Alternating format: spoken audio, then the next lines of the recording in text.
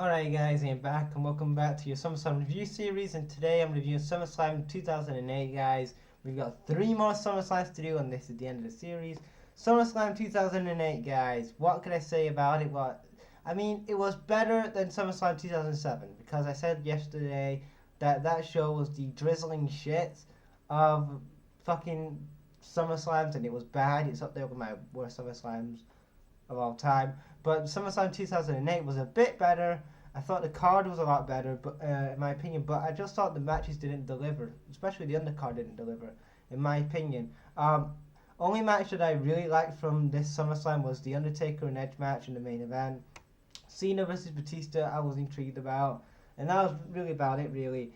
So we opened up SummerSlam with MVP versus Jeff Hardy in a match that was semi-built up. It was a decent match.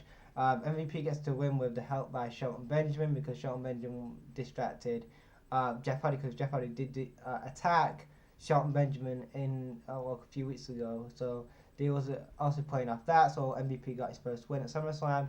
Then we get to the Glamarella versus Kofi and Mickey James.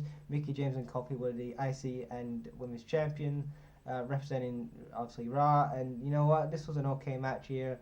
Beth Phoenix gets the win and it's a Glam Slam on Mickey James. Her and Santino are your new Intercontinental Champion and the new Women's Champion. I liked how they kind of like at this point they unified the titles, like they put both titles on the line.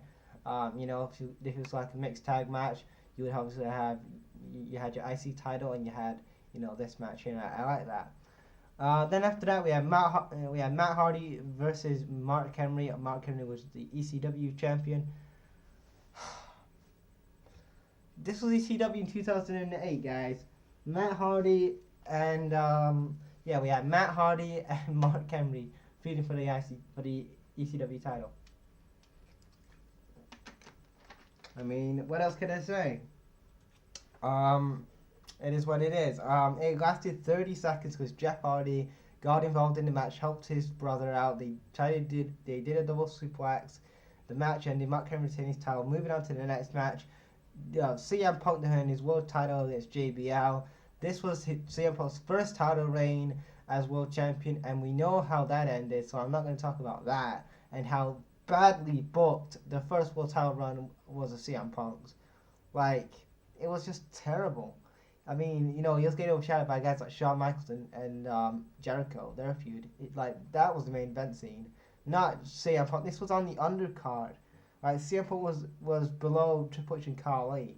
Now I know Triple H has a WWE title, but man, this was below that. This was like the 5th match on the card. But anyway, it was an okay match. I don't think CM Punk and JBL really gelled that well. CM Punk gets the win with the GTS. He retains the title. Then we get Triple H versus Great Khali in another bad match here. I mean, I don't know what Triple H did here, but why? Did Triple H have heat in 2008 that I don't know about? Because he's the WWE Champion, but he's feuding with the Great Khali. The same Great Khali who feuded with Batista a year earlier for the world title. Now, was there something going on at this time that your top stars are getting some backstage heat? What is this? Triple H versus the Great Khali for the WWE Championship. Are you serious? Is that going to really get asses in the seats? Is that going to really buy this pay-per-view?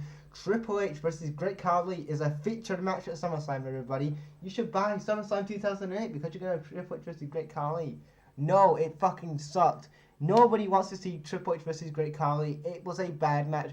Khali is not a draw. He is not a feature attraction. He's just a mid-carder at best. He can barely wrestle, barely talk on the mic. So how did Vince McMahon see this guy as a big star only because he was fucking tall and jacked up that, Vince was like, that's it.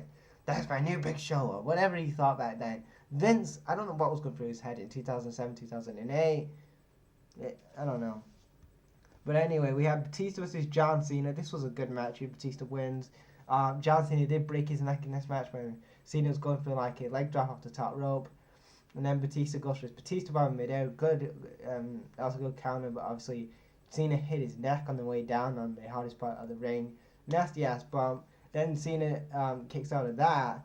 And then, Super Cena, he's got to have another Batista bomb to go down. Another Batista bomb. Batista wins and defeats John Cena here. Good match.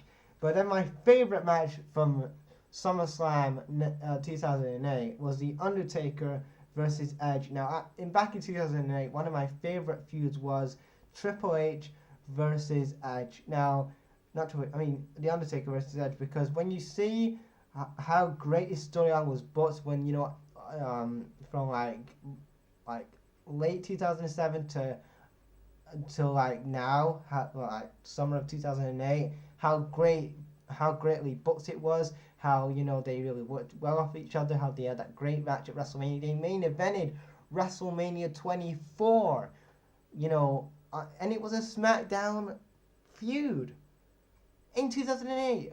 I know. How great that was. But yeah, Undertaker and Edge had a great match. Edge speared Undertaker through the Hell in a Cell. They brawled outside the Hell in a Cell. Taker then puts Edge through the table. They have a few chair spots. Taker then hits Edge with a camera, because obviously Edge, a couple months before that, he was Undertaker versus Batista for the world title. And Batista,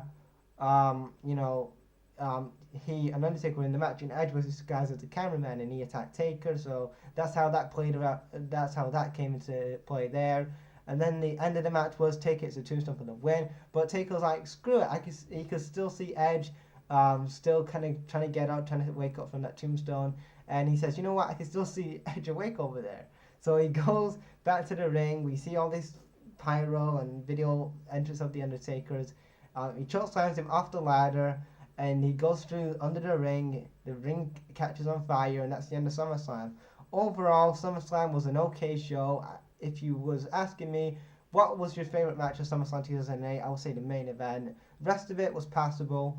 You could really just skip it and go to the main event, because that's how I remember it, is just the main event. But anyway, that's my SummerSlam 2008 review, guys. What do you guys think of SummerSlam 08? Leave your thoughts in the comment section below, guys. I'll check you later.